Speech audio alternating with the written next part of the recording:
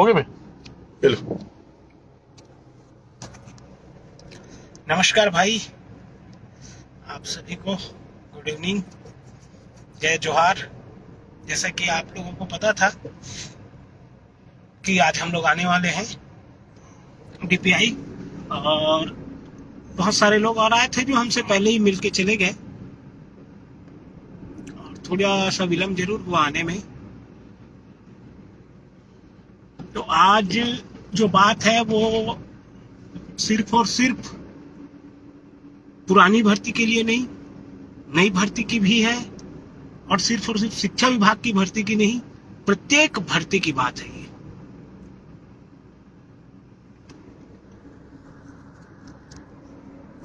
मैं आज से पहले 2-3 दिन पहले आया था, तब भी आप लोगों से कहा मैंने कि कुछ न कुछ करना पड़ेगा, आंदोलन करेंगे तो कुछ हो सकता है क्या। ये सारी बातें की थी मैंने कि आखिर क्या किया जाए। चलो मैं उल्टा कर दिया, चलो लो बोलो। आखिर क्या किया जाए, यही सोच रहे थे भाई हम लोग कि इस नई भर्ती को लाने के लिए प्लस पुरानी भर्ती कंप्लीट करने के लिए आखिर क्या करें।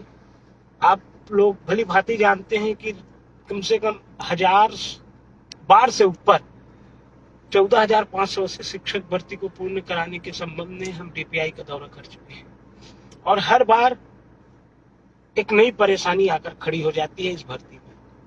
ना जाने कितनी परेशानियां आई, हर परेशानी को झेलते हुए, दूर करते हुए, हर पड़ाव को झेलते हुए और आगे बढ़े हैं, और लगभग अंत समय में है ये भर्ती, अपने एकदम छोर में।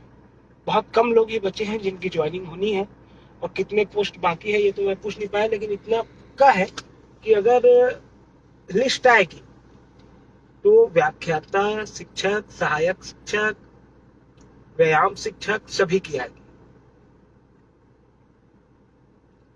आज जो जानकारी मिली, सर ने साफ तौर पे यही कहा कि भाई नई भर्ती हो या पुरानी भर्ती, नई भर्ती भी हम निकाल देते हैं, हमारा सारा चीज तैयार है, बता रहे हैं नई भर्ती के लिए।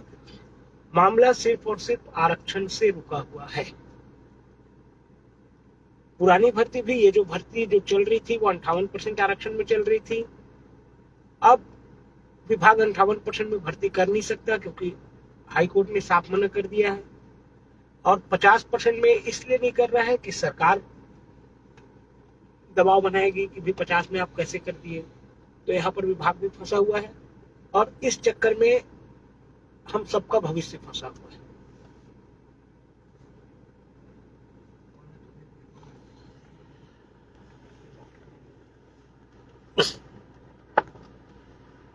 देखिए साथियों, आज हम मिलने के लिए गए थे तो स्पष्ट यह बोला गया है और स्पष्ट यह बताया गया है कि जब तक कि क्योंकि आप सबने देखा होगा या जिन्होंने नहीं देखा होगा उनको बताना चाहूंगा कि जब हमारा भर्ती का जो विज्ञापन है ना, जो विभागीय विज्ञापन है, उसमें एक जगह पे स्पष्ट उल्लेख है कि जो ये जो अनुसूचित जनजाति एसटी आरक्षण जो है, एसटी आरक्षण पे जिसमें ये केस लगा था 2012 में, है ना, उस पे कहीं ना कहीं ये इन्वॉल्व रहेगा। और अभी जो चूंकि वो जो केस है वो डिसमिस हो गया है, और डिसमिस होने की वजह से आरक्षण जो है हमारे यहाँ 50% हो गया है, तो और शासन और सरकार जो है सुप्रीम कोर्ट चली गई है। तो उस स्थिति में अभी जो है हमारे विभाग या फिर डीपीआई का कहना है कि जब तक के सुप्रीम कोर्ट का जो मैटर है वो क्लियर नहीं हो जाता, तब तक के जो अंतिम सूची है, सहायक शिक्षक हो, चाहे शिक्षक हो, चाहे व्याख्याता की हो, पुराने भर्ती की, वो या फिर जो नई भर्ती आने वाली है वो दोनों नहीं हो सकता, संभव नहीं है। तो कहीं ना कहीं साथियों, अभी जो हमको ये समझ में आ रहा है कि पुरानी भर्ती में भी बहुत ज्यादा ही वो जो 50% का जो मीटर है जो सुप्रीम कोर्ट दिया है वो प्रभाव पड़ रहा है, वो प्रभावित कर रहा है हमको। तो हम लोग अभी जितने भी हमारे संगठन के साथी हैं, जो भी हमारे जानकार लोग हैं, उनसे चर्चा कर रहे हैं कि हमको आगे भविष्य में क्या करना है, क्या किया जाए कि ये जो रुकी अभी देखिए एक्चुअल में क्या हुआ था, हम गए थे तो पता चला कि 5% जो रिजर्वेशन में जिन्होंने जो केस जीता है है ना, उनकी भी ज्वाइनिंग देनी है। कुछ साथी हैं जिनका जिला अलॉट हो गया था, जिला अलॉट होने के बाद जो है उनका नाम कट गया था, उनको भी ज्वाइनिंग देना है। कुछ साथी हैं जो 4 महीने 5 महीने नौकरी कर लिए थे, उसके बाद उनको निकाला गया क्योंकि उस जिले में सृजित पद कम थे। ऐसे अनेक अनेक प्रकरण में लोगों का नियुक्ति होने वाला था, और जैसे ही स्टे हटा, जैसे ही स्टे 4604 का स्टे हटा, हम लोग ये समझ लिए थे कि चलो भाई अब नियुक्ति की प्रक्रिया जो है वो आगे बढ़ेगी। लेकिन आज जब सब जगह से मीटिंग होकर सर लोग आए थे और जब हम गए उनसे मिलने के लिए, तो आज यह चीज स्पष्ट हो पाई है कि 4604 नहीं, जो सुप्रीम कोर्ट में जो लगा हुआ है, सुप्रीम कोर्ट में जो आरक्षण का पेज फंसा हुआ है, जब तक कि वो क्लियर नहीं होगा, आखिरी सूची और नई भर्ती नहीं होगी। मतलब कहने का अर्थ आप ये मान के चल सकते हैं कि दोनों चीज, पुरानी भर्ती के बचे हुए पद और नई भर्ती दोनों जो है, अभी हमने पूछा सर से तो सर ने स्पष्ट बताया कि भाई नई भर्ती में कहाँ कितने पद हैं, क्या हम उस सब की तैयारी कर लिए हैं। पुरानी भर्ती में कैसे लिस्ट निकालना है, किन किन को लेना है नहीं लेना, उन सब का तैयारी कर लिए। लेकिन जब तक कि वो क्लियर नहीं हो जाएगा, आरक्षण का पैतरा कि 58 में लेना है कि 50 में लेना है, तब तक कि ना लिस्ट आएगी ना नई भर्ती का विज्ञापन आएगा। अब तो हमने आपको परेशानी तो बता दी कि भाई परेशानी ये है, अब हमको सोचना है कि इसका निराकरण क्या है। आप देख रहे हैं कि धरना स्थल इतना दूर है, धरना करने से कहीं कुछ हो रहा नहीं है, कहीं कुछ जम ही नहीं रहा है। देखिए, बताना चाहूंगा कि पुरानी भर्ती में साथी बहुत कम है, 100 150 200 लोग होंगे जिनका होना होगा, लेकिन 10,000 12,000 की नई भर्ती आने वाली है। ये सारे लोग जो है इंतजार कर रहे हैं कि कैसी नई भर्ती आए और कैसे उनकी नौकरी लगे आचार संहिता से पहले। हम भी यही चीज को चाह रहे हैं, और आने वाले 1 या 2 दिन में पूरी तरीके से चर्चा करके किस प्रकार से पुरानी भर्ती की सूचियां आए और नई भर्ती जो है वो भी। और एक और चीज मैं स्पष्ट करना चाहूंगा साथियों, बहुत सारे लोगों के दिमाग में ये चीज है। हमने एक सवाल पूछा सर से कि सर क्या पुरानी भर्ती चलती रहेगी तो क्या नई भर्ती नहीं आएगी क्या? तो उन्होंने कहा पुरानी भर्ती और नई भर्ती दोनों पैरेलल चल सकते हैं, उन दोनों का आपस में कोई सरोकार नहीं है। ऐसा कहीं पे भी नहीं है कि पुरानी भर्ती चलती रहेगी तो नई भर्ती नहीं आ सकती। आगे भैया बात करेंगे, चलो बताओ ये कुछ नया बात। तो वही बात है, घुमा ले तो क्या,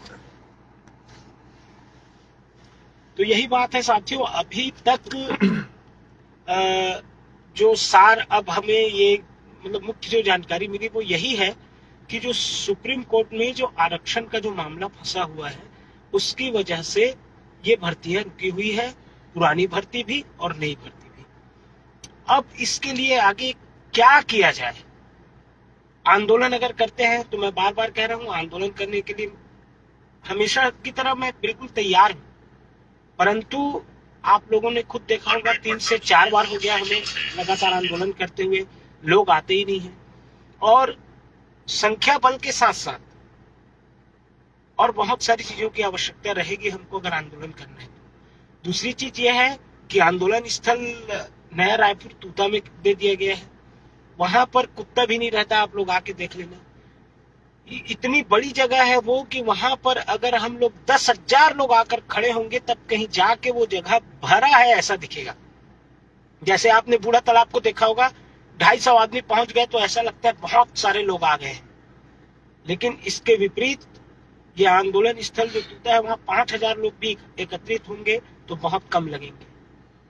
तो मान के चलिए कि अगर आंदोलन से हल निकालना है तो ये मान के चलिए कि बहुत ज्यादा संख्या बल की आवश्यकता पड़ेगी, तब कहीं जाकर हमें सफलता मिल सकती है।